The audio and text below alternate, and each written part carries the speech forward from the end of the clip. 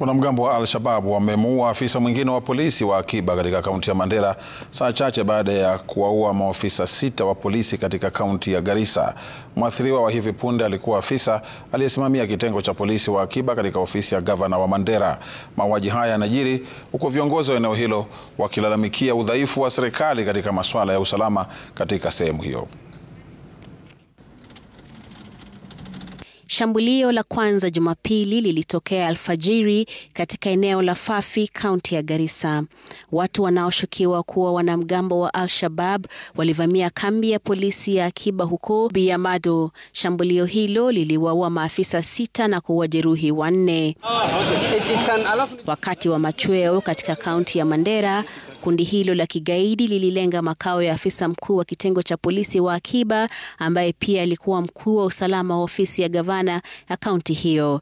Gavana wa Mandera Mohamed Aden akishtumu kile alichokitaja kama mauaji ya kiholela ambayo yangeweza kuepukwa ikiwa maafisa usalama wangezingatia taarifa za kijasusi zilizotolewa wiki jana. At the 21st of this month, 3 days ago, information was shared across all the fighting units within Mandera, even the security managers in Nairobi. And they were told clearly that there are a number of Al-Shabaab operatives who have crossed into Kenya, and they have been moving around Wargadud, Soule, Resuki area for the last 3 days.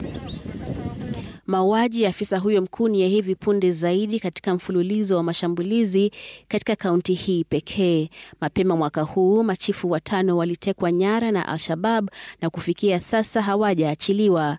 Kabla ya hapo, vijana wengine 3 walitekwa nyara na kundi hilo. 2 wao waliachiliwa huku mmoja hajulikani aliko. Matukio haya ya ugaidi Garissa na Mandera yanatokea wiki chache baada ya kundi hilo kufanya mashambulizi huko Lamu katika msitu wa Boni.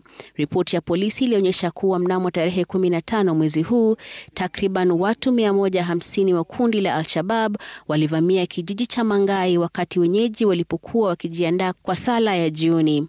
Wakati huo huo, maafisa wa usalama huko Garissa wanawasaka wanamgambo hao walioua watu 6. And our security personnel have turned into collecting dead bodies after the incident. That has been a very bad instead of being proactive and deter incidents from happening, they have turned their role into being ambulances to collect injured and dead bodies after the incident. Duru zinaarifu runinga ya Citizen kuwa wapiganaji hao waliteka nyara gari la kiraia ambalo walitumia kutoroka. Brenda Wanga, runinga ya Citizen.